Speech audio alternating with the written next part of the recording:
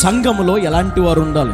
సంఘములో ఎలాంటి వారు ఉంటే క్షేమం అంటే, సంఘములో దేవుడు వారవలేని దానిని మనం వారవలేని వారమై ఉండాలి. సంఘంలోని ఏ ఒక్కరైనా కూడా దైవ రోషం కలిగి, దైవికమైన రోషం, దైవావేశం వలన వారు కలిగిన వారు ఉండాలి, దైవ శక్తి కలిగిన వారు ఉండాలి. అలాంటి వారు పరిచారకులుగా, సంఘ కాపరులుగా ఉంటే, అలాంటి వారి వల్ల దైవావేశం కలిగిన ప్రతి లేఖనమును ఖండించి, గద్దించి, బుద్ధి చెప్పి, వారిని అగ్ని చేత కాల్చి పరిశుద్ధులుగా, పవిత్రులుగా, నిర్దోషులుగా, మహిమ గల సంఘముగా దేవుని ఎదుట వారు నిలబెట్టి వాక్యం చేత ఉదక స్నానము చేయించాలి.